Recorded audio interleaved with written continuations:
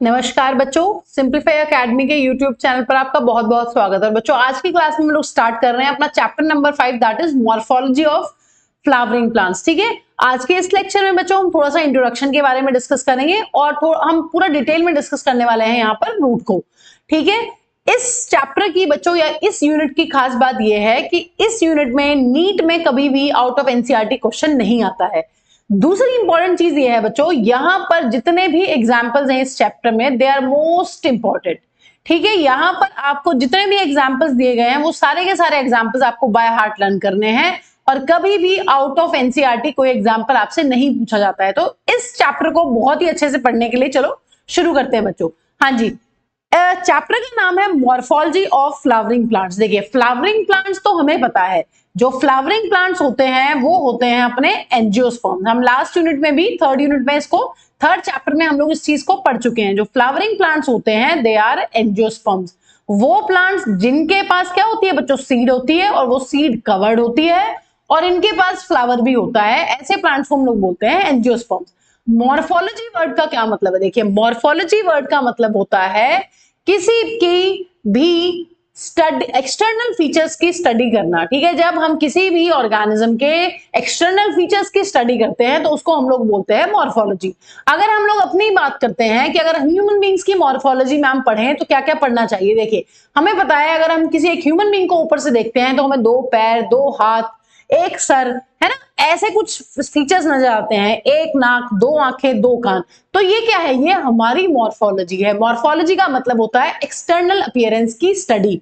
तो अगर हम प्लांट की बात करते हैं, प्लांट में मॉर्फोलॉजी क्या हो जाएगी? प्लांट में हो जाएगी बच्चों स्टेम, फ्लावर, लीफ। अगर हम जड़ को उखाड़ लें जमीन में से तो रूट को भी पढ़ सकते हैं हम लोग, है ना। तो यहां पर जो मॉर्फोलॉजी वर्ड है उसका मतलब होता है it is study of external features of plant organs, study of external features of plant organs। क्यों?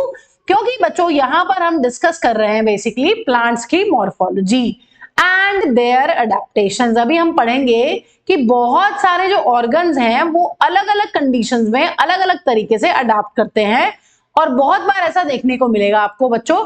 रूट के केस में भी हम आज के लेक्चर में पढ़ेंगे कि वो मॉडिफाई हो जाते हैं, वो अपने मेन फंक्शन को छोड़कर कुछ और फंक्शन परफॉर्म करने लगते हैं मॉडिफिकेशन के बाद।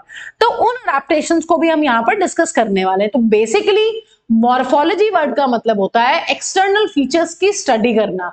अभी इससे नेक्स्ट चैप्टर में बच्चों हम लोग पढ़ेंगे एनाटॉमी। एनाटॉमी का मतलब होता है इंटरनल स्ट्रक्चर की स्टडी करना। ठीक है, अभी हम पढ़ेंगे नेक्स्ट चैप्टर में कि डायकॉट की रूट, मोनोकॉट की रूट अंदर से कैसी दिखती है, डायकॉट स्टेम, मोनोकॉट स्टेम अंदर से कैसी दिखती है। ठीक है, हम क्या करेंगे, कभी ट्रांसवर्स सेक्शन लेके स्टडी करेंगे, कभी लॉन्गिट्यूडनल सेक्शन करके स्टडी करेंगे। तो एनाटॉमी का मतलब होता है अंदर से फीचर्स की स्टडी करना, लेकिन मॉर्फोलॉजी का मतलब होता है बाहर से देखकर जो फीचर्स आपको नजर आए हैं उनकी स्टडी करने को हम लोग बोलते हैं मॉर्फोलॉजी। अगर हम प्लांट की बात करते हैं तो मैम कौन कौन से ऑर्गन्स हैं प्लांट के? जैसे कि स्टेम, जैसे कि बच्चों लीफ, जैसे कि अपना फ्लावर, ठीक है, और रूट।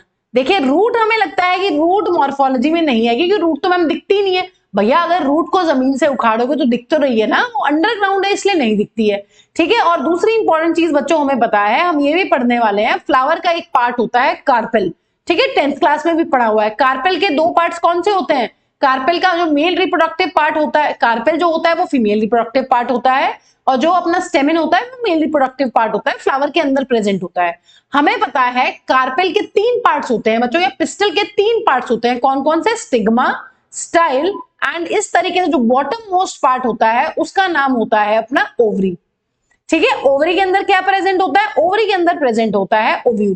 तो हमें पता है फ्लावर जो है आगे चल के जो फ्लावर की ओवरी है बेसिकली, ये ओवरी किसमें मॉडिफाई हो जाने वाली है? ओवरी बना देने वाली है बच्चों फ्रूट, और जो अपना ओव्यूल होता है उससे बन जाने वाला है यहां पर सीड।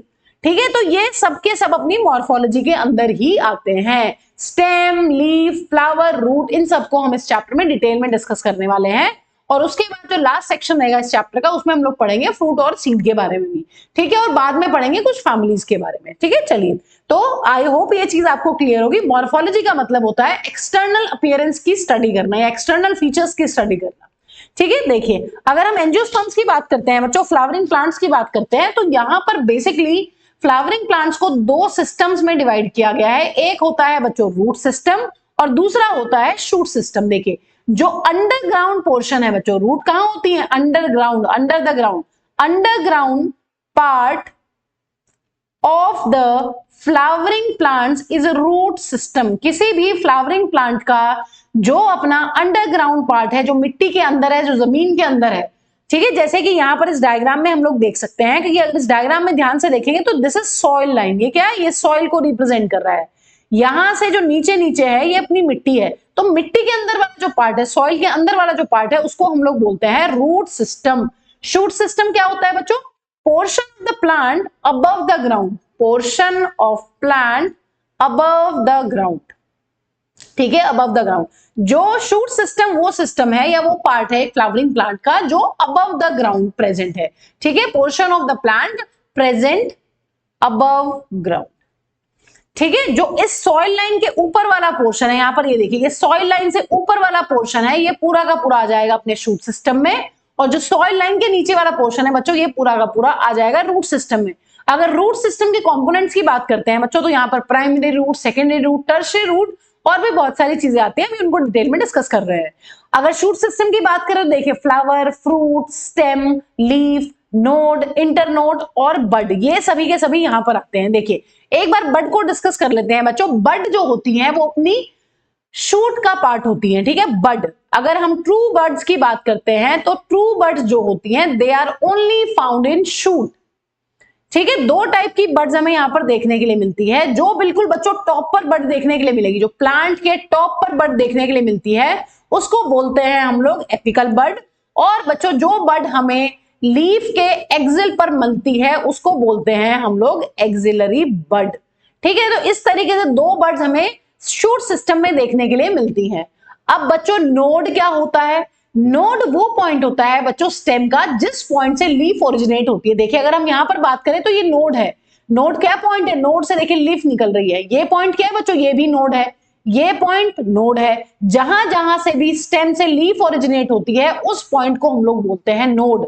तो नोड वो पॉइंट होता है जहां से लीफ ओरिजिनेट होती है।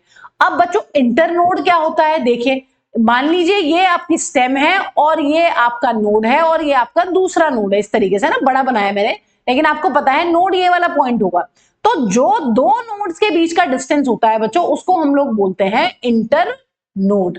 नोड वो पॉइंट है जहां से लीफ ओरिजिनेट होगी। इंटर नोड दो नोड्स के बीच का गैप होता है। तो ये बच्चों मोटा माटी सी बातें हैं। हमारा जो फ्लावरिंग प्लांट्स होते हैं उनकी जो मॉर्फोलॉजी है उसमें बेसिकली दो सिस्टम आते हैं, शूट सिस्टम जो अबव द ग्राउंड है और रूट सिस्टम जो बिलो द ग्राउंड है या अंडरग्राउंड है जो, ठीक है। तो यहां पर हम देख सकते हैं कि शूट सिस्टम में हमें बहुत सारे पार्ट्स पढ़ने हैं। हमें स्टेम को पढ़ना है, हमें लीफ डिस्कस करनी है, फ्रूट, फ्लावर, बड, नोड, इंटरनोड, ये सब, ठीक है। और अगर हम बात करते हैं रूट सिस्टम की, तो रूट सिस्टम में हम लोग डिस्कस करने वाले हैं primary root and secondary root and और भी बहुत सारी लेटरल रूट्स के बारे में, ठीक है बच्चों। चलिए तो बच्चों चलिए आज के लेक्चर में रूट को स्टार्ट करते हैं। और रूट में बेसिकली हमें मेनली तीन टॉपिक्स डिस्कस करने हैं। टाइप्स ऑफ रूट सिस्टम बच्चों, रीजन्स ऑफ रूट्स और मॉडिफिकेशंस ऑफ रूट्स। तो टाइप्स ऑफ रूट सिस्टम में हम लोग पढ़ेंगे कि कितने टाइप के रूट सिस्टम हमें देखने के लिए मिलते हैं। रीजन्स ऑफ रूट में बेसिकली हम रूट की स्टडी करने वाले हैं, रूट को एनालाइज करने वाले हैं कि क्या रूट एक सीधी लेटरल रूट होती है, उसके भी कुछ पार्ट्स होते हैं। तो पार्ट्स होते हैं, एक रूट के अंदर बहुत सारे रीजन्स प्रेजेंट हैं, उनको पढ़ने वाले हैं, ठीक है। मॉडिफिकेशन ऑफ रूट में बच्चों हम लोग पढ़ेंगे कि जनरली जो अपनी रूट्स होती हैं उनका काम होता है बच्चों वाटर एंड मिनरल्स को अपवर्ड डायरेक्शन में ट्रांसपोर्ट करना, सॉइल से हर चीज को लीफ की तरफ लेकर जाना। लेकिन बच्चों मॉडिफिकेशन का मतलब होता है जब रूट्स इस ट्रांसपोर्ट वाले काम को छोड़ के बाकी कोई और फंक्शन परफॉर्म करने लगे, तो उसको हम लोग बोलते हैं मॉडिफिकेशन। तो यहां पर हम मॉडिफिकेशन ऑफ रूट भी डिस्कस करने वाले हैं, ठीक है। तो चलिए शुरू करते हैं बच्चों। देखिए अब पढ़ लेते हैं कि रूट क्या होती है और रूट कितने टाइप की होती है। देखिए अगर हम रूट की बात करते हैं तो बच्चों रूट क्या होता है, रूट के बारे में हमने एक चीज डिस्कस कर ली है मैम, रूट जो होता है वो अंडरग्राउंड पोर्शन होता है, ठीक है। अगर और फीचर्स की बात करें बच्चों तो रूट जनरली क्या होती है, generally it is non green. जो रूट होती है वो जनरली नॉन ग्रीन होती है। और 10th क्लास में बच्चों हमने 2 पॉइंट पढ़े हुए हैं जो आप लोग को याद होंगे आई होप। जो रूट्स होती हैं they are positively geotropic. Roots क्या होती हैं? रूट्स आर पॉजिटिवली जियोट्रॉपिक, मतलब रूट्स को पसंद होता है ग्रेविटी के टुवर्ड्स मूव करना। एंड बच्चों roots are negatively phototropic. Negatively phototropic का मतलब होता है रूट्स को सनलाइट ज्यादा पसंद नहीं है, तो इसलिए roots always grow away from the sunlight. Negative का मतलब है अवे फ्रॉम सनलाइट, फोटो का मतलब होता है सनलाइट, और जियो का मतलब होता है ग्रेविटी। ग्रेविटी से तो रूट्स को प्यार है, इसीलिए हमारी जो रूट्स होती हैं प्लांट की वो नीचे नीचे जाती हैं टुवर्ड्स ग्रेविटी या टुवर्ड्स अर्थ। लेकिन बच्चों रूट्स को कभी भी सनलाइट पसंद नहीं होती है। रूट्स जो जाती हैं वो जाती हैं ऑलवेज अवे फ्रॉम सनलाइट। ठीक है, तो आप देख सकते हैं यहां पर इस डायग्राम में कि अगर ये सनलाइट है तो यहां पर जो रूट्स हैं वो अवे जा रही हैं, वो नीचे की तरफ जा रही हैं। लेकिन नीचे अर्थ का ग्रेविटेशनल पुल लगता है तो ग्रेविटी की तरफ जा रही है, लेकिन सनलाइट से दूर जा रही है। इसलिए 2 टर्म्स हमने 10th क्लास में भी पढ़ी हुई है। ठीक है बच्चों, चलिए अब बात कर लेते हैं टाइप्स ऑफ रूट्स की। बच्चों हमारे पास 2 टाइप की रूट्स जनरली देखने के लिए मिलती है। एक होती है बच्चों अपनी ट्रू रूट और दूसरी होती है बच्चों अपनी एडवेंटिशियस रूट। एडवेंटिशियस रूट्स, ठीक है, 2 टाइप की रूट होती है। देखिए अब ट्रू रूट लिखा गया है, ट्रू रूट का क्या मतलब है? सच्ची रूट। सच्ची रूट कौन सी रूट होती है बच्चों? सच्ची रूट वो रूट होती है बच्चों रेडिकल से ओरिजिनेट होती है। देखिए हमें बेसिक सा स्ट्रक्चर हमने 10th क्लास में भी पढ़ा हुआ है कि अगर हम एक सीड को देखें तो एक सीड में क्या होता है। ठीक है, यहां पर हम डायकॉट की सीड को देख लेते हैं। वैसे इस चैप्टर के एंड में बच्चों हम डिटेल में डिस्कस करने वाले हैं मोनोकॉट और डायकॉट सीड को, बट डायकॉट सीड मैं यहां पर इसलिए ले रही हूं क्योंकि ये हमने 10th क्लास में भी डिस्कस करी है। देखिए डायकॉट सीड में क्या होता है बच्चों? एक सीड कोट होता है ऊपर की तरफ, और बच्चों हमें पता है एक सीड के पास होता है एक एम्ब्रियोनल एक्सिस, और यहां पर सीड के पास होते हैं इस तरीके से 2 कॉटिलिडन्स जिनके अंदर होता है अपना फूड स्टोर। ये बात हमें पता है। ये क्या होता है? कॉटिलिडन्स। और ये क्या है बच्चों? इस तरीके से जो एक्सिस है, ये जो एक्सिस है इसका नाम है अपना एम्ब्रियोनल एक्सिस। ठीक है, तो देखिए हमें पता है जो एम्ब्रियोनल एक्सिस होती है उसके 2 पार्ट्स होते हैं। ऊपर वाले पार्ट को हम लोग बोलते हैं प्लिम्यूल और नीचे वाले पार्ट को हम लोग बोलते हैं रेडिकल। तो हमने ये 10th क्लास में भी पढ़ा हुआ है कि जो सीड में जो एम्ब्रियो होता है उसकी जो एम्ब्रियोनल एक्सिस होती है उसके 2 पार्ट हैं। प्लिम्यूल वो पार्ट होता है बच्चों जो शूट को जन्म देता है, और रेडिकल वो पार्ट होता है बच्चों जो रूट को जन्म देता है। और रूट भी कौन सी? True roots. तो बच्चों ट्रू रूट्स वो होती हैं which arise from radical। True roots बच्चों वो रूट्स होती हैं जो रेडिकल से बनती हैं। और एडवेंटिशियस रूट्स कौन सी होती हैं? एडवेंटिशियस रूट्स बच्चों वो रूट्स होती हैं जो रेडिकल को छोड़ दो बाकी और कहीं से बनती हैं। So adventitious roots arise from parts other than the radical। Radical को छोड़ के कहीं और से बनने वाली जो रूट्स होती हैं उनको हम लोग बोलते हैं बच्चों क्या? उनको हम लोग बोलते हैं एडवेंटिशियस रूट्स। तो ये हमें बिल्कुल ही क्लियर होना चाहिए बच्चों। ट्रू रूट्स वो हैं जो रेडिकल से बनती है। रेडिकल क्या होता है? रेडिकल एक पार्ट होता है एम्ब्रियोनल एक्सिस का। बेसिकली एम्ब्रियो का एक पार्ट होता है जो सीड के अंदर एम्ब्रियो प्रेजेंट है अपना। ठीक है, तो यहां पर ये चीज बिल्कुल क्लियर होनी चाहिए। एडवेंटिशियस रूट्स कौन सी होती है? एडवेंटिशियस रूट्स वो होती हैं जो ओरिजिनेट होती है रेडिकल को छोड़ के और कहीं से। तो यहां पर एनसीईआरटी ने 3 एग्जांपल्स दिए हैं बच्चों एडवेंटिशियस रूट्स के, ये आपको पता होने चाहिए। ग्रास, बैनियन ट्री, ठीक है, और मॉन्स्टेरा। बैनियन, एक minute let me correct this one, banyan tree. ठीक है, और एक एग्जाम्पल जो हमें याद करना है बच्चों वो है मॉन्स्टेरा। ठीक है, तो यहां पर एनसीईआरटी ने 3 एग्जांपल्स दिए हैं, तीनों हमें आने चाहिए। हमें क्वेश्चन आ सकता है नीट में और आया भी हुआ है।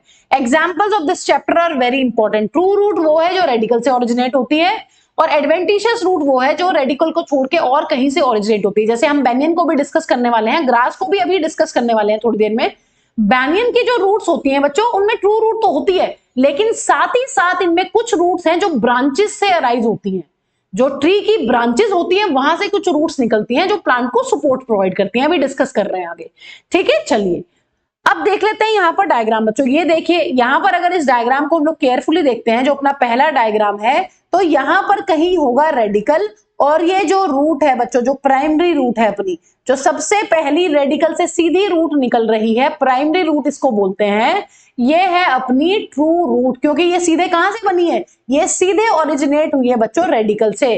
तो रेडिकल से जो रूट निकलती है उसको बच्चों हम लोग बोलते हैं ट्रू रूट। देखिए ये है बच्चों एग्जांपल्स यहाँ पर एडवेंटिशियस रूट्स के। एडवेंटिशियस रूट्स कौन सी रूट्स होती हैं, नाम से नहीं घबराना है, ये चैप्टर बहुत आसान है, एग्जांपल्स लर्न करने हैं, बड़ा पेशेंस रख कर, ठीक है। एडवेंटिशियस रूट्स कौन सी होती है, एडवेंटिशियस रूट्स बच्चों वो रूट्स होती हैं जो बनती हैं रेडिकल को छोड़ के और कहीं से। देखिए यहां पर ये इस बैंगन ट्री की बच्चों ब्रांचेस हैं, और इन ब्रांचेस में से आप देख सकते हैं इस तरीके से ये रूट्स निकल रही हैं। देखिए जो ट्री की ये ब्रांचेस हैं, ब्रांचेस में से रूट्स निकल रही हैं, ये रूट्स जो है वो होती हैं सपोर्टिंग इन नेचर, ये इस प्लांट को सपोर्ट प्रोवाइड करती हैं बच्चों। लेकिन ये कभी भी रेडिकल से ओरिजिनेट नहीं हो रही है, ये किससे ओरिजिनेट हो रही है, ये ओरिजिनेट हो रही है ब्रांच ऑफ द ट्री से। तो ब्रांच ऑफ द ट्री से जो हमारी रूट्स ओरिजिनेट होती है उनको हम लोग बोल रहे हैं एडवेंटिशियस। यहाँ पर देखिए ये एनसीईआरटी का डायग्राम है बच्चों, यहाँ पर ये देखिए ये है अपनी स्टेम का कोई पार्ट, और यहां से निकल रही है रूट्स। रूट्स बच्चों कई बारी लीफ से भी निकल सकती हैं, ठीक है। मान लीजिए आपका कोई प्लांट है और ये इसकी लीफ है, और बच्चों यहाँ लीफ से जो रूट्स निकलती हैं उनको हम लोग बोलते हैं फोलियर रूट्स। फोलियर जो वर्ड है वो यूज हुआ है किसके लिए, वो यूज होता है अपना लीव्स के लिए। तो फोलियर रूट्स जो होती हैं बच्चों वो प्रेजेंट होती है किसमें, वो प्रेजेंट होती है लीफ के ऊपर। तो समझ गए होंगे ट्रू रूट वो है जो रेडिकल से बनती है। रेडिकल किसका पार्ट है, रेडिकल पार्ट होता है एम्ब्रियो का, और एम्ब्रियो पार्ट होता है सीड का। और बच्चों एडवेंटिशियस रूट्स कौन सी होती है, एडवेंटिशियस रूट्स वो रूट्स होती हैं जो रेडिकल को छोड़ के और कहीं से बन जाए। रेडिकल से नहीं बनेंगी, कहीं से भी बन जाएंगी, ब्रांच ऑफ द ट्री से बन जाएंगी, प्लांट की स्टेम से ओरिजिनेट हो जाती हैं, अभी डिस्कस कर रहे हैं, बेस ऑफ द प्लांट से ओरिजिनेट हो जाएंगी, नोड ऑफ द प्लांट से ओरिजिनेट हो जाएंगी, नोड ऑफ द स्टेम से, ठीक है। चलिए तो ये चीज क्लियर है। अब बात कर लेते हैं बच्चों टाइप्स ऑफ रूट सिस्टम की। हमारे पास दो टाइप के रूट सिस्टम है, एक है बच्चों टैप रूट सिस्टम और दूसरा होता है फाइब्रस रूट सिस्टम। देखिए टैप रूट सिस्टम में क्या होता है बच्चों, ये मान लीजिए किसी एम्ब्रियोनल एक्सेस का रेडिकल है, इस रेडिकल से बच्चों यहां पर ओरिजिनेट होने वाली है अपनी एक रूट जिसका नाम है प्राइमरी रूट। तो प्राइमरी रूट जो है वो ट्रू रूट है, क्यों, क्योंकि वो रेडिकल से ओरिजिनेट हो रही है। लेकिन यहां पर हम पढ़ रहे हैं बच्चों tap root system. Tap root system बच्चों वो रूट सिस्टम होता है जिसमें एक प्राइमरी रूट में से बहुत सारी ब्रांचेस ओरिजिनेट होती हैं। इस तरीके से प्राइमरी रूट में से बहुत सारी ब्रांचेस जो डायरेक्टली निकलती हैं, इस तरीके से जो मैंने बनाई है यहां पर बच्चों, इनको हम लोग बोलते हैं सेकेंडरी रूट्स। प्राइमरी रूट वो होगी जो रेडिकल से डायरेक्ट निकली है, जो सीधे नीचे नीचे नीचे जाएगी, और इसमें से जो लेटरल ब्रांचेस निकलेंगी वो कहलाती है सेकेंडरी रूट्स। और बच्चों इन सेकेंडरी रूट्स में से और लेटरल ब्रांचेस निकलती हैं इस तरीके से, और ये जो लेटरल ब्रांचेस सेकेंडरी रूट में से निकल रही हैं बच्चों, ये कहलाती हैं अपनी टर्शरी रूट्स।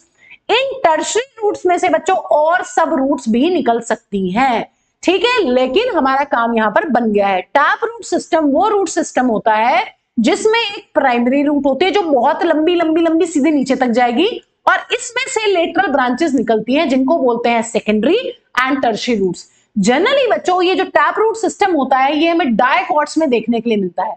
डायकॉट्स बच्चों वो प्लांट्स होते हैं जिनकी स्टेम बहुत मोटी होती है। अगर आप ऊपर से देखकर किसी प्लांट को जनरली गेस करना चाह रहे हैं कि ये प्लांट डायकॉट है या मोनोकॉट है, तो अभी हम नेक्स्ट चैप्टर में चीज पढ़ने वाले हैं। डायकॉट प्लांट्स जो है वो शो करते हैं सेकेंडरी ग्रोथ, मतलब उन पेड़ का, उस पेड़ की जो स्टेम होगी, जो गर्थ होगी, जो तना होगा वो मोटा रहने वाला है। जैसे मैंगो का ट्री, जैसे बैंगन ट्री, ये सारे के सारे प्लांट्स जो होते हैं इनमें हमें बेसिकली टैप रूट सिस्टम देखने के लिए मिलता है।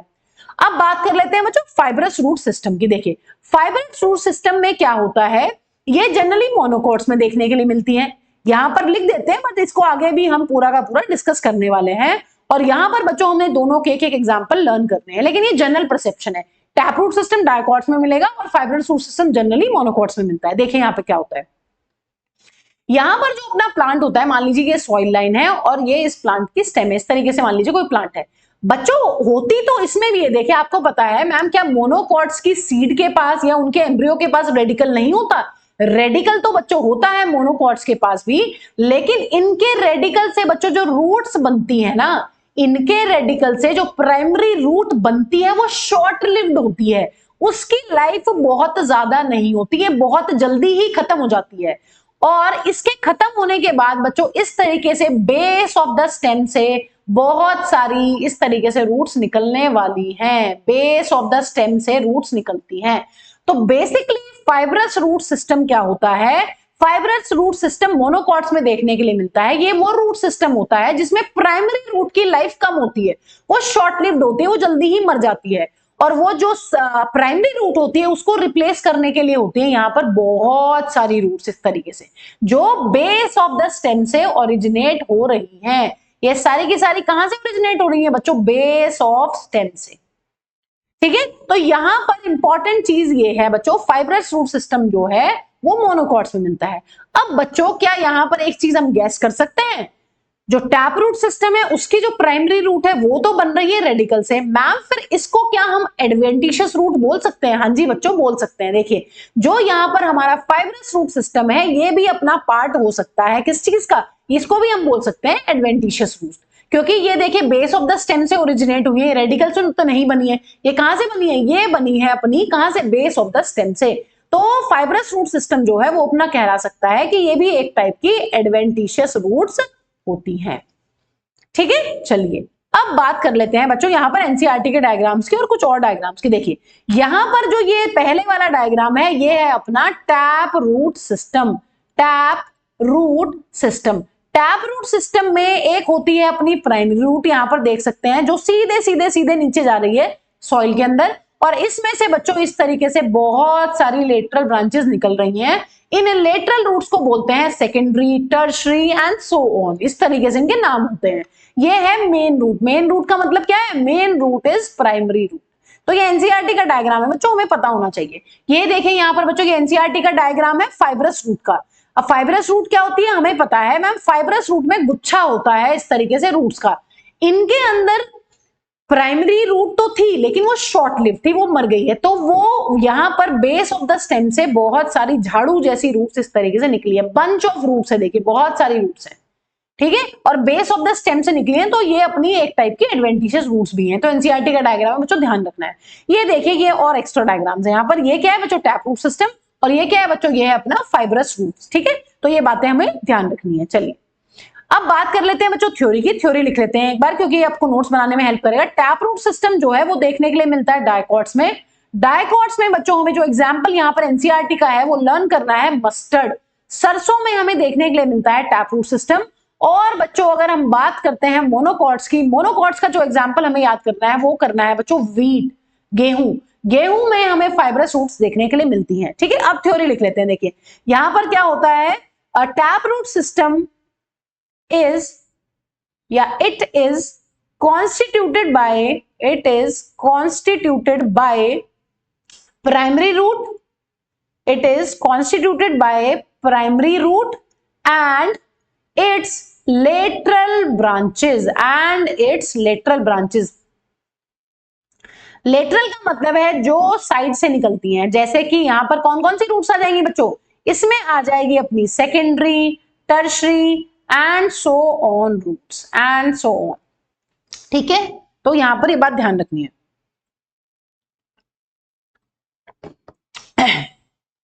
तो टैप रूट सिस्टम कहां देखने के लिए मिलता है बच्चों, मोनोकॉट, डायकॉट्स में। एग्जाम्पल क्या है यहाँ पर, मस्टर्ड होता क्या है, एक प्राइमरी रूट होती है और उसकी लेटरल ब्रांचेस होती है, बेसिकली ये चीज है इसमें। अगर यहाँ पर फाइब्रस रूट सिस्टम की बात करते हैं बच्चों, फाइब्रस रूट सिस्टम जो है वो देखने के लिए मिलता है मोनोकॉट्स में। एग्जाम्पल जो हमें यहाँ पर लर्न करना है बच्चों, एग्जाम्पल अपना हो जाएगा वीट। ये बहुत इंपॉर्टेंट एग्जाम्पल्स है, इस चैप्टर के एग्जाम्पल्स आर वेरी इंपॉर्टेंट। ठीक है, तो यहाँ पर क्या लिख सकते हैं बच्चों, यहाँ पर हम लिख सकते हैं प्राइमरी रूट तो बनती है रेडिकल से but it is short lived, primary root is short lived and it is replaced by group of या bunch of roots। ठीक है, it is replaced by the bunch of roots। और जो ये roots होती है बच्चों ये कहां से originate होती है, these roots originates from the base of the stem, from the base of the stem। बच्चों ये नीट में क्वेश्चन आया हुआ है, आपको ध्यान रखना है। फाइब्रस रूट्स वो रूट्स होती हैं जो बेस ऑफ द स्टेम से ओरिजिनेट होती हैं। ठीक है, चलिए ये थ्योरी हमारी अब क्लियर है, हमारे नोट्स अच्छे बन जाएंगे इससे। देखिए अब नेक्स्ट टॉपिक जो हमें रूट में डिस्कस करना है बच्चों आज की क्लास में, वो है अपना रीजंस ऑफ रूट। देखिए एक रूट के 3 रीजंस होते हैं बच्चों, कौन कौन से होते हैं? देखिए अगर हम बात करते हैं सॉइल लाइन की, ये है अपनी सॉइल लाइन। हमें पता है जो रूट्स होती हैं वो मिट्टी के जमीन के अंदर होती है इस तरीके से। ठीक है, इस तरीके से हम बना लेते हैं यहाँ पर रूट। और बच्चों देखिए ये वाला सॉइल लाइन के प्रॉक्सिमल वाला पार्ट है और ये वाला पार्ट हो जाएगा डिस्टल। देखिए क्या मतलब होता है, प्रॉक्सिमल वर्ड का मतलब होता है पास और डिस्टल वर्ड का मतलब होता है बच्चों दूर। तो डिस्टल दूर, सॉइल लाइन से दूर वाला पार्ट कौन सा है? सॉइल लाइन से दूर वाला पार्ट है ये वाला पोर्शन, जहां पर मिलता है हमें एक थिम्बल लाइक स्ट्रक्चर। ठीक है, जिसको हम लोग बोलते हैं रूट कैप। रूट कैप क्या है? रूट कैप होता है बच्चों एक कैप लाइक स्ट्रक्चर्स जो कवर करता है यहां पर पड़े हुए एक बहुत ही इंपॉर्टेंट टिश्यू को बच्चों, जिस टिश्यू का नाम है अपना मेरिस्टेमेटिक टिश्यू। तो बच्चों जिस जगह पर या जिस रीजन में, रूट के जिस पोर्शन में हमें मेरिस्टेमेटिक टिश्यू देखने के लिए मिलता है बच्चों, उसको हम लोग बोलते हैं region of meristematic activity. Meristematic activity.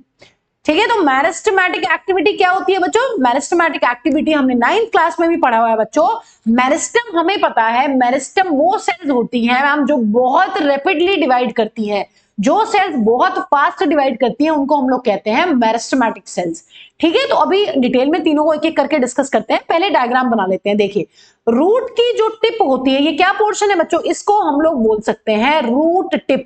जो रूट की टिप होती है, रूट का एपेक्स होता है बच्चों, उसमें हमें पता है कौन सा मेरिस्टम प्रेजेंट है। यहां पर प्रेजेंट होता है राम, रूट एपिकल मेरिस्टम। इस रूट एपिकल मेरिस्टम को प्रोटेक्ट करने के लिए होती है अपनी रूट कैप, है ना। हमें पता है ये रूट एपिकल मेरिस्टम जो है ये डिवाइड करता रहेगा और जमीन में नीचे नीचे नीचे नीचे जाता रहेगा। तो सॉइल से कहीं ये मेरिस्टम डैमेज ना हो जाए बच्चों, इसलिए यहां पर ये बहुत इंपॉर्टेंट एक कवर रहता है जिसका नाम है अपना रूट कैप। रूट कैप के ऊपर जो रीजन है वो क्या है? Region of meristematic activity. अब बच्चों क्या होता है, जैसे जैसे हमारी रूट ग्रो करती है, यहां से कुछ मेरिस्टेमेटिक सेल्स जो हैं वो अपने इस तरीके से बच्चों सेल्स की एनलार्जमेंट कर लेती हैं या सेल्स को अपने एलोंगेट कर लेती हैं। यहां पर मेरिस्टेमेटिक एक्टिविटी वाला जो रीजन है उसी की कुछ सेल्स अपने आप को इस तरीके से एलोंगेट कर लेने वाली हैं। तो ये अपने आप को लंबा कर लेती हैं। यहाँ की जो सेल्स हैं बेसिकली ये रिस्पॉन्सिबल होती हैं बच्चों to increase the length of the root. ठीक है, यहां पर क्या हो रहा है? यहां पर लेंथ ऑफ रूट की इंक्रीमेंट हो रही है इस रीजन की वजह से। इस रीजन को हम लोग बोलते हैं बच्चों रीजन ऑफ एलोंगेशन। देखिए नाम को याद करना बहुत आसान है। नाम इज बेस्ड ऑन फंक्शन। क्या काम है? यहां पर एलोंगेट कर रही है सेल्स, तो नाम है रीजन ऑफ एलोंगेशन, और रूट की लेंथ को भी यही इंक्रीज करेंगे। ठीक है बच्चों, देखिए अब क्या होता है। अब जैसे जैसे हमें पता है नीचे नीचे नीचे मेरिस्टेमेटिक टिश्यू नीचे नीचे जाती जाएगी सॉइल में, क्योंकि बहुत फास्ट डिवाइड कर रही है। ये डिवाइड करती रहेगी। इनमें से कुछ सेल जो है वो रीजन ऑफ एलोंगेशन बनाती रहेंगी। और बच्चों फाइनली यहां पर क्या होता है, एलोंगेशन रीजन की कुछ सेल्स जो होती हैं वो अपनी हो जाती है डिफरेंशिएट, मैच्योर हो जाती है वो। ठीक है, और ये सेल्स मैच्योर होने के बाद बच्चों यहां पर बना देती हैं एक रूट में तीसरा रीजन, जिस रीजन का नाम होता है बच्चों अपना क्या? इसका नाम है रीजन ऑफ मैच्योरेशन, क्योंकि इसकी सेल्स हो गई हैं डिफरेंशिएट एंड मैच्योर। उन्होंने किसी एक फंक्शन को पकड़ लिया है, अब वो उसी फंक्शन को करने वाली है, इसके अलावा वो कोई और काम नहीं करेगी। ठीक है, और बच्चों जो अपना रीजन ऑफ मैच्योरेशन है, इसी की यहाँ पर कुछ एपिडर्मल सेल्स होती हैं। इस तरीके से जो रीजन ऑफ मैच्योरेशन है, इनकी यहाँ पर कुछ होती हैं एपिडर्मल सेल्स। ये एपिडर्मल सेल्स जो है बच्चों वो मॉडिफाई हो जाती हैं, और मॉडिफाई होकर ये जो सेल्स हैं ये बनाती हैं लंबे लंबे पतले पतले थ्रेड लाइक स्ट्रक्चर्स, और इन स्ट्रक्चर्स का बच्चों नाम होता है अपने रूट हेयर्स। यहां पर ये क्वेश्चन बहुत इंपॉर्टेंट है बच्चों, बहुत बार नीट में ये क्वेश्चन पूछा जाता है कि जो रूट हेयर्स है वो कहां से ओरिजिनेट होते हैं। मैं पूरे में नहीं बना रही हूं बच्चों क्योंकि डायग्राम में बहुत खिचड़ी पक जाएगी। आपको ये बात ध्यान रखनी है, यहां पर भी होंगे रीजन ऑफ मैचुरेशन में। क्या मिलेंगे? रीजन ऑफ मैचुरेशन में इस तरीके से हमें देखने के लिए मिलने वाले हैं बहुत सारे रूट हेयर्स। ये रूट हेयर्स क्या करते हैं? रूट हेयर्स काम करते हैं बच्चों वाटर को एब्जॉर्ब करने का। तो ये क्या है? ये है अपने रूट हेयर्स। और रूट हेयर्स जो है वो कैसे, कहां से सेल से बने हैं बच्चों? वो बने हैं अपनी एपिडर्मल सेल से। और रूट हेयर्स सिर्फ हमें देखने के लिए मिलेंगे रीजन ऑफ मैचुरेशन में। बच्चों आपको क्वेश्चन आ सकता है इसकी सीक्वेंस के ऊपर, तो सीक्वेंस के लिए आपको ध्यान रखना है मेम, जो सॉइल लाइन के जस्ट नीचे वाला रूट का रीजन है वो होता है रीजन ऑफ मैचुरेशन, उसके बाद रीजन ऑफ एलोंगेशन, और सबसे नीचे वाला रीजन होता है रीजन ऑफ मेरिस्टेमेटिक एक्टिविटी, जिसके ऊपर लगी हुई है एक अपनी रूट कैप। ठीक है, तो ये हाँ यहां पर हमें बिल्कुल क्लियर है। और ये है एनसीईआरटी का डायग्राम। देखिए रीजन ऑफ मैचुरेशन में से बच्चों निकल रहे हैं बहुत सारे रूट हेयर्स। रूट हेयर्स क्या करेंगे? ये करेंगे वाटर को एब्जॉर्ब करने का काम। इनका काम होता है वाटर एब्जॉर्प्शन, दूर दूर तक जाएंगे और पानी को खींच के लाते हैं। ये क्या है बच्चों? ये वाला जो बीच वाला रीजन है ये है रीजन ऑफ एलोंगेशन, और सबसे नीचे जो रीजन है वो है region of meristematic activity. Basically region of meristematic activity को प्रोटेक्ट करने के लिए होती है रूट कैप, क्योंकि आपको पता है अगर रीजन ऑफ मेरिस्टेमेटिक एक्टिविटी की सेल्स डैमेज होती हैं बच्चों तो बहुत बुरा असर पड़ने वाला है रूट की पूरी ग्रोथ के ऊपर। ठीक है, तो यहां पर ये इंपॉर्टेंट चीज है। ठीक है, चलिए अब बच्चों इस सारे को थ्योरी वाइज लिख लेते हैं, नोट कंप्लीट कर लेते हैं। देखिए रूट एपेक्स या root tip is covered by a thimble like structure। thimble एक शेप होती है बच्चों, thimble like structure called root cap। thimble क्या होता है? thimble बच्चों इस शेप का एक स्ट्रक्चर होता है, इस तरीके से। ठीक है, इस तरह का स्ट्रक्चर होता है। ठीक है, दूसरी इंपॉर्टेंट चीज क्या है, इसका फंक्शन क्या है बच्चों? It protects the root apex, या फिर हम लिख सकते हैं कौन सा मेरिस्टम है बच्चों? Root apical meristem as it moves down into the soil, जैसे अपनी रूट जो है वो नीचे मिट्टी में अंदर जाएगी, वो कहीं डैमेज ना हो जाए सॉइल के पार्टिकल से, उसको प्रोटेक्ट करने के यहां पर होती है रूट कैप। ठीक है बच्चों, चलिए अब लिख लेते हैं रीजन ऑफ मेरिस्टेमेटिक एक्टिविटी के बारे में। अब देखिए यहां पर जो एनसीईआरटी का एक बहुत इंपॉर्टेंट पॉइंट है बच्चों वो ये है कि रूट कैप और रीजन ऑफ मेरिस्टेमेटिक एक्टिविटी में कितना गैप होता है। तो यहां पर बहुत फ्यू मिलीमीटर्स का गैप होता है, a few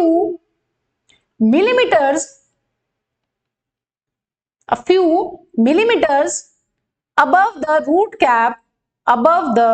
root cap is present a region of meristematic activity। तो यहां पर इंपॉर्टेंट पॉइंट ये ध्यान रखना है, सेंटीमीटर कर देगा, किलोमीटर कर देगा, या फिर कोई और मीटर कर देगा, नैनोमीटर कर देगा, तो वो गलत हो जाएगा। तो यहां पर क्या है, रूट कैप से कुछ मिलीमीटर ऊपर है ना। सबसे पहले रूट कैप आता है, उसके ऊपर क्या आता है बच्चों? उसके ऊपर आता है अपना रीजन ऑफ मेरिस्टेमेटिक एक्टिविटी। ठीक है, यहां पर एक इंपॉर्टेंट चीज जो हमें डिस्कस करनी है बच्चों वो ये है कि यहाँ की सेल्स कैसी होती हैं। देखिए अगर आपको याद हो, ये सेल्स हमने 9th क्लास में भी पढ़ी हुई है कि मेरिस्टेमेटिक रीजन की जो सेल्स होती है वो कैसी होती है बच्चों? हमें पता है स्मॉल सेल्स होती हैं, इनके पास जो साइटोप्लाज्म होता है वो डेंस साइटोप्लाज्म होता है, और इनका जो न्यूक्लियस होता है बच्चों वो प्रोमिनेंट न्यूक्लियस होता है, और तीसरी इंपॉर्टेंट चीज है बच्चों यहां पर होता है लैक ऑफ वैक्यूल। यहां पर हमें कभी भी वैक्यूल देखने के लिए नहीं मिलती है। और बच्चों सबसे इंपॉर्टेंट रीजन होता है यहां पर थिन सेल वॉल। पतली दुबली सेल वॉल होने के कारण ये सेल्स जो हैं वो फटाफट डिवाइड कर पाती है। तो यहां पर एनसीईआरटी ने 3 पॉइंट कौन कौन से दिए हैं? पहला दिया हुआ है small sized cells, dense cytoplasm and thin cell wall. ठीक है, तो इस तरीके की सेल हो जाएगी नॉर्मली। यहां पर पतली सी सेल वॉल होगी, प्रोमिनेंट न्यूक्लियस होगा, और यहां पर मिलने वाला है डेंस साइटोप्लाज्म, और छोटी सी सेल होगी। ठीक है, तो यहां पर ये बातें बच्चों हमें ध्यान रखनी है, सेल्स कैसी होती हैं। देखिए अब बात कर लेते हैं रीजन ऑफ एलोंगेशन की। तो रीजन ऑफ एलोंगेशन की क्या मतलब है बच्चों, यहां पर क्या होता है, sales proximal to the region of meristematic activity, cells proximal to the region of meristematic activity, regions of meristematic activity की सेल्स के पास वाली कुछ सेल्स जो हैं दे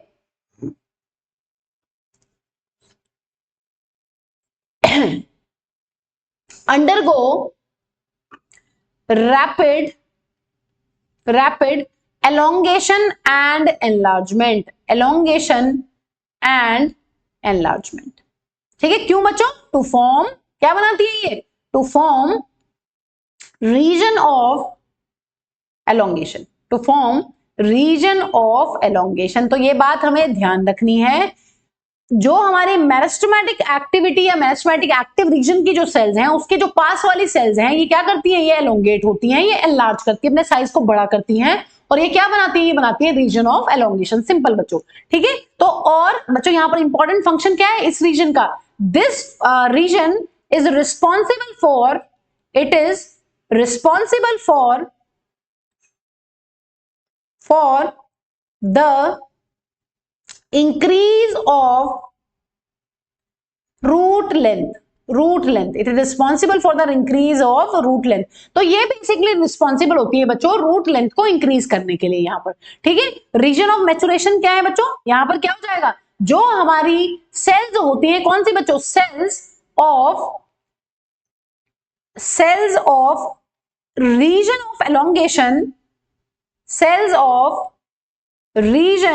ऑफ एलोंगेशन, क्या करती है बच्चों, differentiates and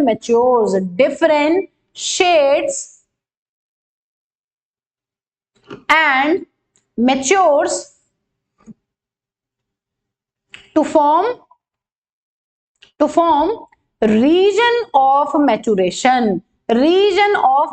इसका मतलब आप देख रहे हैं यहां पर जो मेरिस्टेमेटिक एक्टिविटी की सेल्स हैं, जब वो अपना सेल, अब वो कुछ सेल्स तो ऐसी होंगी मेरिस्टेमेटिक एक्टिविटी जो कॉन्टिन्यूसली डिवाइड करेंगी, उनमें से कुछ सेल क्या कहती हैं, वो कहती है कि हम तो एनलार्ज करेंगे, हम तो रूट की लेंथ बढ़ाएंगे, तो वो चली जाती है रीजन ऑफ एलोंगेशन में। रीजन ऑफ एलोंगेशन की कुछ सेल वो क्या करती है बच्चों, वो डिफरेंशिएट होकर मैच्योर हो जाती है और वो बनाती है रीजन ऑफ मैचुरेशन को। और बच्चों यहां पर जो रीजन ऑफ मैचुरेशन की क्या होती है, इट्स एपिडर्मल सेल्स फॉर्म, इसकी जो एपिडर्मल सेल्स होती हैं वो बनाती हैं, forms delicate thread like structures called, क्या बोलते हैं बच्चों, root hairs, called root hairs. तो रूट हेयर जो हमें देखने के लिए मिलते हैं, रूट हेयर्स हमें सिर्फ देखने के लिए मिलते हैं बच्चों रीजन ऑफ मैचुरेशन में। और रूट हेयर्स का फंक्शन क्या होता है बच्चों, दीज रूट हेयर्स क्या करते हैं, these root hairs helps in the absorption of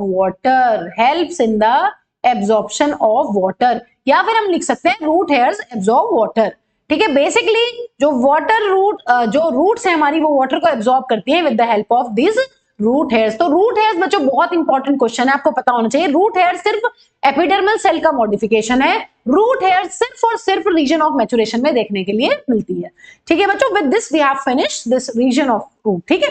अब बात कर लेते हैं फंक्शन की। देखें, अगर हम बात करते हैं बच्चों प्राइमरी और सबसे इंपॉर्टेंट फंक्शन की, तो प्राइमरी जो फंक्शन है यहाँ पर रूट का, वो होता है absorption and conduction of water and minerals. कहां से कहां, from roots to leaves, root से मिनरल्स और वाटर को उठाकर लेकर जाना कहां, लीव्स के पास। ये प्राइमरी फंक्शन होता है, ये सबसे इंपॉर्टेंट फंक्शन होता है रूट का। लेकिन बच्चों रूट कई बारी इस काम को छोड़कर कोई और काम भी करती है, जैसे कि स्टोरेज ऑफ रिजर्व फूड, ठीक है, जैसे कि synthesis of plant growth regulators, ठीक है। हम पढ़ने वाले हैं इसको अभी प्लांट फिजियोलॉजी के अंदर, कि बहुत सारे ऐसे हार्मोन्स होते हैं या फाइटो हार्मोन्स होते हैं जो रूट्स के अंदर बनते हैं।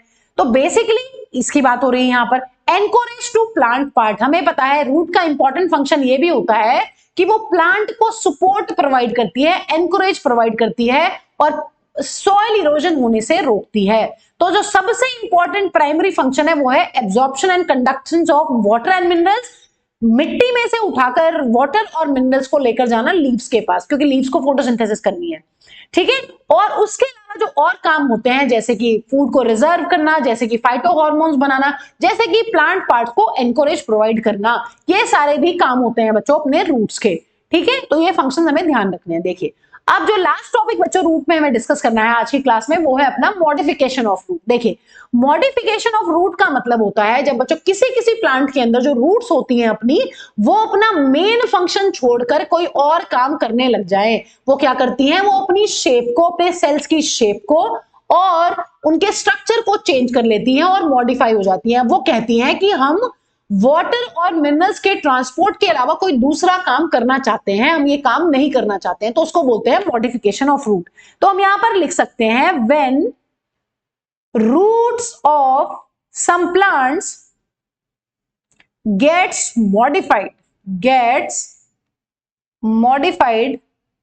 कैसे modified, क्या करती है वो, changes their shape and structure, ठीक है, and start performing function या perform function other than absorption and conduction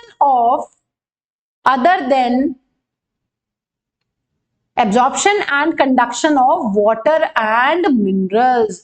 जब water and minerals के conduction को या फिर transport के अलावा रूट्स जो है वो कोई और काम करने लग जाती हैं बच्चों, उसको बोलते हैं हम मॉडिफिकेशन ऑफ रूट। तो when root of some plants gets modified, modify का क्या मतलब है, when their cells changes their shape and structure, और वो कहती है कि अब हम ट्रांसपोर्ट ऑफ वाटर नहीं करेंगे, कुछ और करेंगे, तो उसको बोलते हैं मॉडिफिकेशन ऑफ रूट। अब रूट्स मॉडिफाई होती हैं बच्चों तीन पर्पसेस के लिए। देखिए पहला पर्पस है, रूट बहुत बार फूड को स्टोर करने के लिए मॉडिफाई होती है, तो फूड स्टोरेज हो गया। दूसरा हो गया है बच्चों, बहुत बारी जो रूट्स हैं वो मॉडिफाई होती है सपोर्ट प्रोवाइड करने के लिए। और तीसरा इंपॉर्टेंट मॉडिफिकेशन है बच्चों फॉर रेस्पिरेशन। तो ये हमें एक एक करके यहाँ पर डिस्कस करने हैं और इसके एग्जाम्पल्स भी बच्चों हमें बहुत अच्छे से लर्न करने हैं। देखिए पहली बात कर लेते हैं मॉडिफिकेशन ऑफ रूट की फॉर फूड स्टोरेज। देखिए बच्चों क्या होता है, इसमें यहाँ पर रूट्स जो है वो अपनी स्मोलन हो जाती हैं, सूज जाती हैं, बड़े स्ट्रक्चर बना लेती हैं और वो थोड़ी सी थिक एंड फ्लैशी हो जाएंगी। ऑब्वियसली जब कोई स्ट्रक्चर अपने अंदर किसी चीज को स्टोर कर रहा है बच्चों, वो क्या करेगा, अपने साइज को एनलार्ज कर लेता है। देखिए हमें यहाँ पर एग्जाम्पल्स बहुत इंपॉर्टेंट है बच्चों। अगर बात करते हैं यहाँ पर एग्जाम्पल्स की, तो जो यहाँ पर टर्निप है अपना और जो कैरेट है, टर्निप और कैरेट जो होते हैं, यहाँ पर हमें ये याद करना है कि वो कौन सी रूट का मॉडिफिकेशन है। तो टर्निप और जो कैरेट होते हैं बच्चों, they are modification of tap root, ठीक है। स्वीट पोटैटो और जो एस्पैरेगस है बच्चों, they are the modification of adventitious root, roots. ये बातें बच्चों याद रखनी है, बहुत ही इंपॉर्टेंट क्वेश्चन है। देखिए याद कैसे करना है, याद ऐसे करना है, यहां पर कैरेट, टर्निप और ये टी आ जाएगा अपना किसके लिए, टैप रूट के लिए। यहां पर क्या एग्जांपल्स है बच्चों, यहां पर एग्जांपल है अपना स्वीट पोटैटो, एस्पैरेगस एंड ये वाला ए आ जाएगा बच्चों अपना किसके लिए, एडवेंटिशियस रूट के लिए। तो आपको याद रखना है CTT SAA, CTT सा, ठीक है। तो इसमें क्या याद करना है, कैरेट एंड टर्निप और टीवी हमारे किसके लिए, टैप रूट के लिए। इसमें कौन से एग्जांपल है, स्वीट पोटैटो एंड एस्पैरेगस, और ये किसका मॉडिफिकेशन है, ये मॉडिफिकेशन है अपना एडवेंटिशियस रूट का। बहुत इजीली याद हो जाएगा, बहुत बड़ी ट्रिक नहीं है, बट इससे बहुत अच्छे से याद हो जाएगा, याद हो गया है, ठीक है। Carrot and turnip tap root, sweet potato and asparagus adventitious roots, ठीक है बच्चों। तो ये मॉडिफिकेशन हमें याद करने हैं कि कौन सी रूट जो है वो मॉडिफाई होकर कौन सा स्ट्रक्चर अपना बनाती है यहाँ पर। तो examples are must to remember बच्चों इस चैप्टर में, ठीक है। अब बात कर लेते हैं modification of root for support. अब कई बार क्या होता है, रूट ये कहती है कि मैं वाटर और मिनरल का ट्रांसपोर्ट नहीं करूंगी, मैं तो सपोर्ट करूंगी। तो यहाँ पर ये अपना एग्जांपल किसका है बच्चों, यहाँ पर जो एग्जांपल है ये है अपना बैनियन ट्री का, ये है अपना बैनियन ट्री। अब बैनियन ट्री में क्या होता है, इस तरीके से देखिए, यहाँ पर ये इसकी ब्रांचेस है और ब्रांचेस में से ये रूट्स निकल के नीचे तक पहुंच रही है। ये क्या कर रही है, ये इस प्लांट को सपोर्ट प्रोवाइड कर रही हैं। तो बच्चों अगर हम ऐसी रूट्स की बात करते हैं, यहाँ पर ये रूट्स होती हैं अपनी प्रॉप रूट्स। कौन सी रूट्स है बच्चों? Prop roots.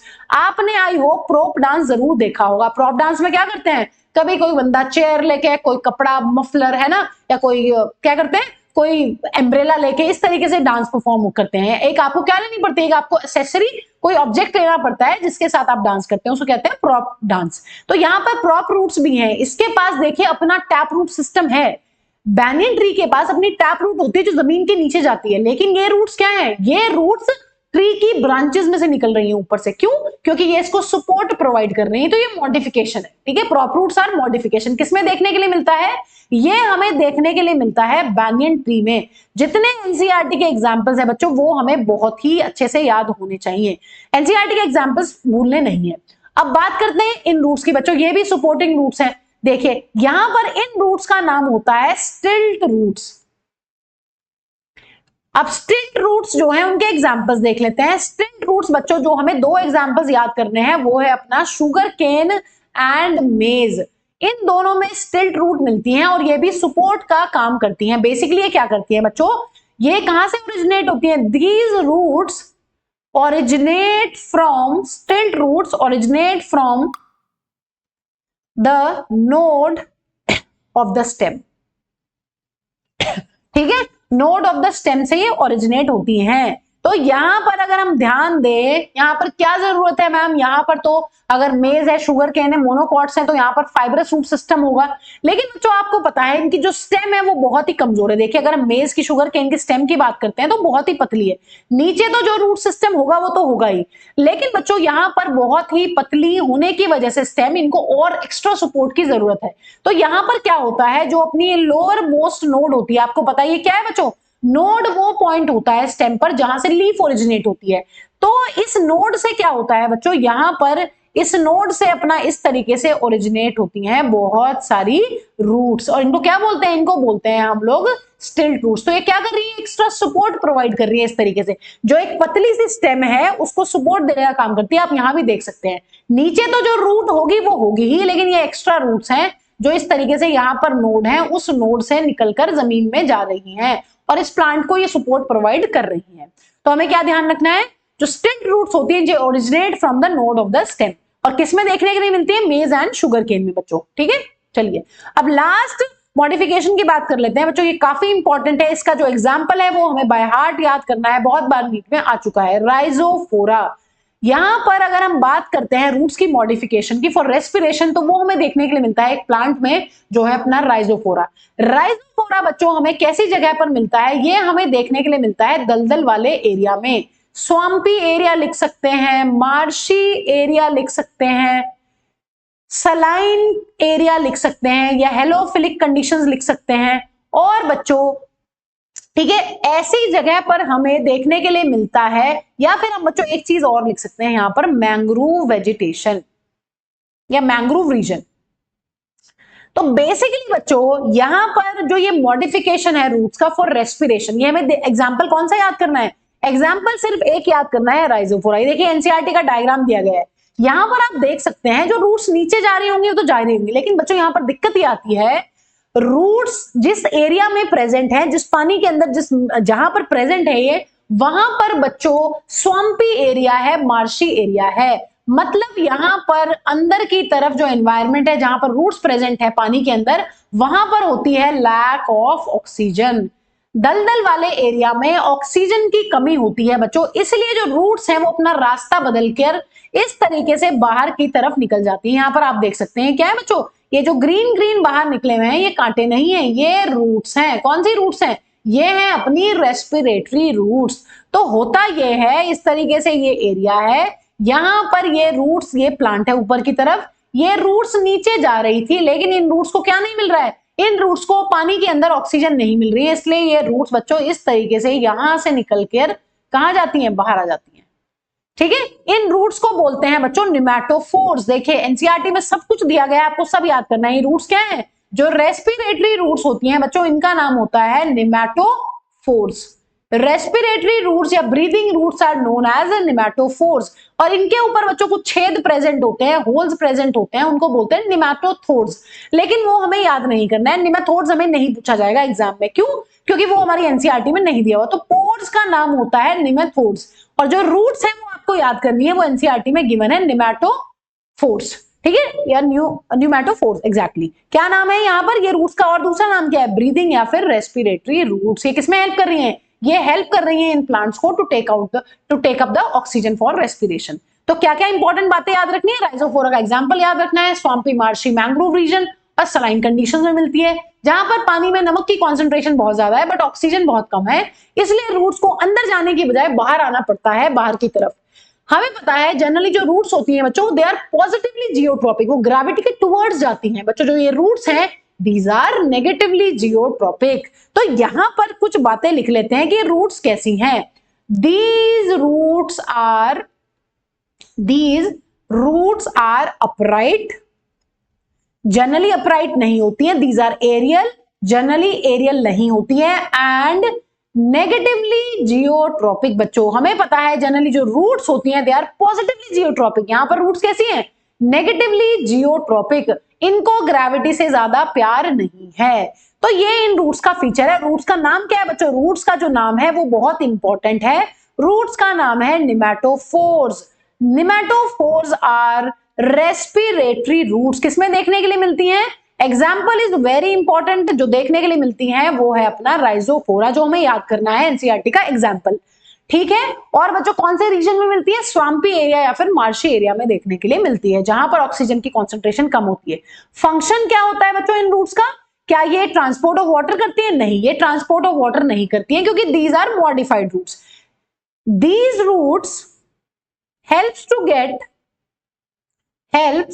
to get oxygen for respiration, helps to get oxygen for respiration, ठीक है। तो इतनी बातें बच्चों हमें यहाँ पर रूट्स की पता होनी चाहिए। इनसे बाहर आपको क्वेश्चन नहीं आएगा। इनके एग्जाम्पल्स को आपको बहुत अच्छे से लर्न करना है। अगर कोई बच्चा ये सोच रहा है कि एग्जाम्पल बिना लर्न के मैं नीट क्रैक कर दूंगा इस चैप्टर के, तो आप नहीं कर सकते हो। इस चैप्टर में से 2 से या 3 क्वेश्चन बच्चों हर साल आते हैं, और मोस्टली वो हमारे एग्जाम्पल बेस्ड ही आते हैं। तो एग्जाम्पल्स तो हमें याद करने ही पड़ेंगे, ठीक है। छोटी छोटी ट्रिक्स हैं, आपको आई होप ये हेल्प करेंगी। अब मिलते हैं बच्चों अपने अगले लेक्चर में, जिसमें हम लोग डिस्कस करने वाले हैं स्टेम को डिटेल में, ठीक है। थैंक्स फॉर वॉचिंग बच्चों। अगर आपको हमारे लेक्चर्स पसंद आ रहे हैं please share with your friends.